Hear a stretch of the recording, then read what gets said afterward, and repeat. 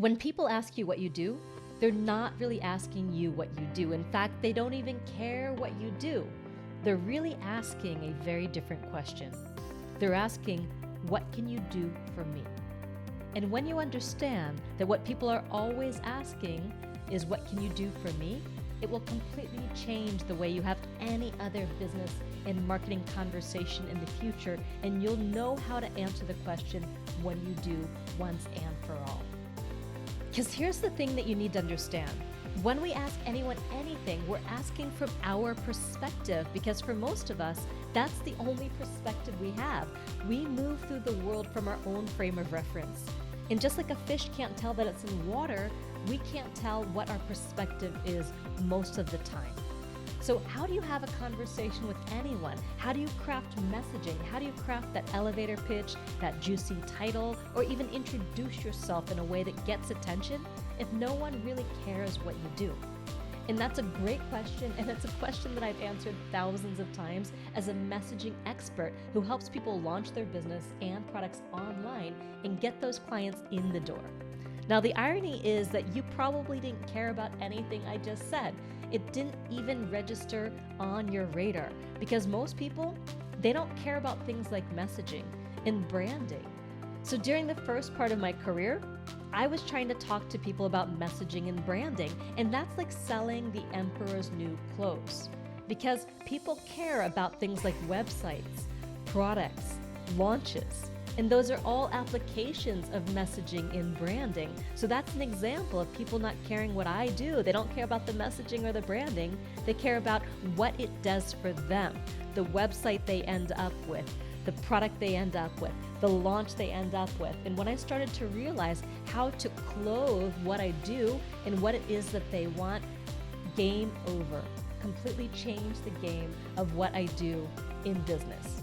Now, you might be saying, but Marisa, you know what? I really do care. And I'm not saying that you don't care as a human being, that you're not interested in other people. I'm simply saying that we all listen from our own perspective. There's no other way we can listen for the most part unless we have professional training in listening from different lenses. And that's not something that the average person has. So how exactly do you answer the question, so what do you do? Well, first of all, I recommend that you create curiosity and surprise, so you have them asking you questions back rather than you continuing to talk. So when people ask me, Marisa, what do you do? I oftentimes say, I turn everyday entrepreneurs into online superheroes. And they tend to kind of like scratch their head and ask, how do you do that? Tell me more, because they're curious. I didn't say what they expected me to say. So here's the thing that you've got to understand. Inside of our brains, all of our brains, we have this labeling machine, like one of those little P-Touch labelers. And what we try to do is we try to match and we try to pattern recognize you, every single person that we meet, through the lens of all the experiences that we've already had. So when I tell people I'm a business coach or I'm a business trainer, it allows that little labeling machine to print out a little label, stick it on me, put me on the box, and file me away for later, which really means never. However, when I say something that jams that P-Touch machine that can't be labeled, all of a sudden they're like, what? Tell me more. That's interesting. It draws them in, and then they start to ask me the questions, what I call the money questions. Tell me more. How do you do that? Do you have a card? Or even where can I sign up? And you get those questions, you elicit those questions by creating curiosity, by jamming that P-Touch machine in their head and replacing that P-Touch with what I like to call the Midas touch, where you turn everything to gold. And it's kind of like flirtation. It's a dance where you don't want to reveal everything. You don't want to just strip down naked and say, here I am, this is what you're gonna get. You want to tease them a little bit, get them curious, have them want to see more before you show them more. And when they ask you, tell me more. When they ask you, how do you do that? That gives you permission to share more, because they're leaning in and asking for it. It's not just you giving it to them. And let me give you another example. Not just in what I call the XYZ statement, which is telling them what you do and who you serve and why it matters. I turn everyday entrepreneurs into online superheroes so they can change the world from their living room. You can also create a juicy title because there are 3, 4, 5 different ways to introduce yourself, and not every single way to introduce yourself works for every kind of person, every kind of business, every kind of situation, which is why I hate all the trainings on elevator pitches. Like there's this one formula, magic formula to just open every single door. Well, that doesn't work, and it's not true. So for some people, you can create more curiosity instead of by saying what you do and who you serve and why it matters, by sharing a title. So what do? Well, some people call me the ambassador of ambition. And that was actually something that one of my clients, Doug Hansen, said. And Doug Hansen is a motivational speaker. Now, if he hadn't said, I'm a motivational speaker, you'd think boring. Everybody says that, or everybody wants to be a motivational speaker. But when he says, I'm the ambassador of ambition, it gets you curious. You lean in. You want to know more. You say, tell me more. Do you have a card? That jams the P-touch inside of their brains. It has them asking you questions versus saying, I'm a motivational speaker, I'm a keynote speaker, I'm an inspirational speaker, all the things that everybody says that get you labeled, put on the box, and stored away for never. So that's really the goal here. And there's all sorts of different ways to do that.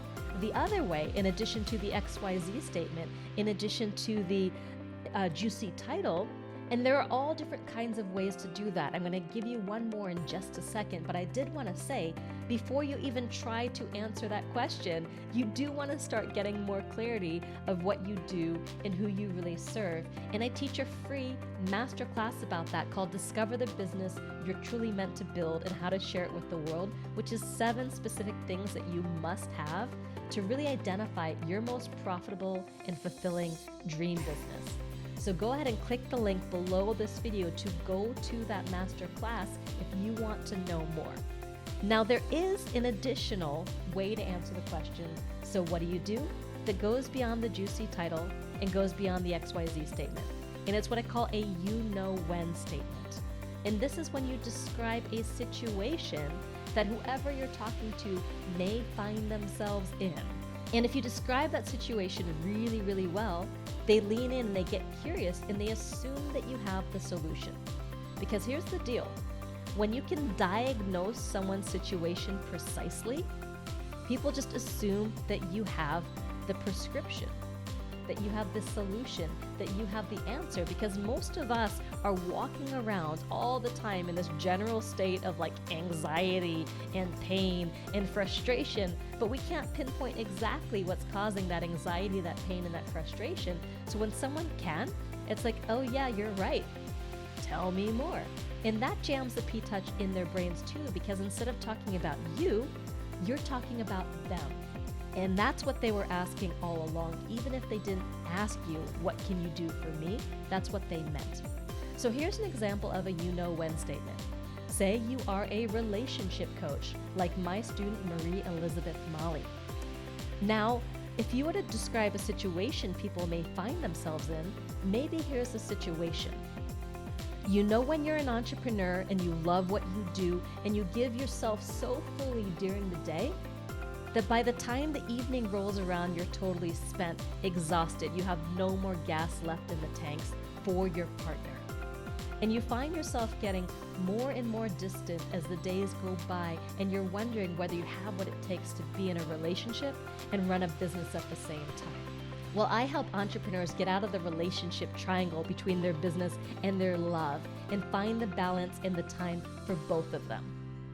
So you see what I did there? It's a lot more interesting when I start talking about you and the situation that you found yourself in. And if that was a situation that you've experienced, your ears would perk up. You'd lean in and you'd start to ask those money questions. Tell me more. How do you do that? Do you have a card? And that's how great conversations happen. That's how you start to sell your business in a way that's completely surprising and unexpected and natural and fun and engaging and exciting and not the standard elevator pitch. All right?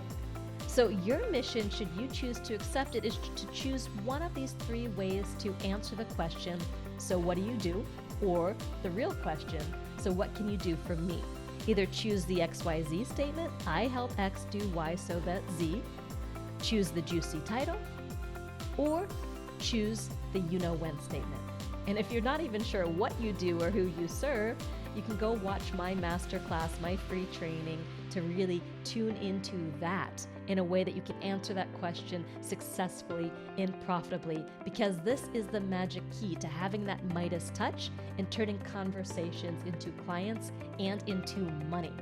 So you got this. It's not as hard as you think it is. Get out of your head and start being present to whoever it is that you're talking. And remember, it's not about you, it's about them. And when you can speak to them and forget about your own perspective as much as you can, but really teleport into their perspective, you're gonna be more successful. And if you feel a little bit of doubt, if you feel a little bit of self-consciousness about it, recognize that it's not about your fears, your doubts, or insecurities. It's showing up and being of service to them. It's being present to them. And when you shift your focus from you to them, messaging, marketing, selling, being in business becomes a whole lot easier, because you are born to serve, my friend. And that's what living your message is all about.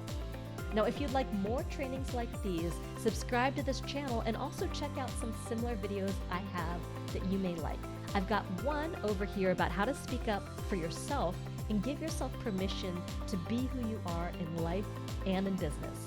And I have another training about Branding 101, which is understanding branding basics and fundamentals. Today we talked about messaging, and the other part of that, the other side of that coin, is branding. And when you've got your branding and your messaging right, you're in business. Just add products and you're good to go. See you soon. Take care.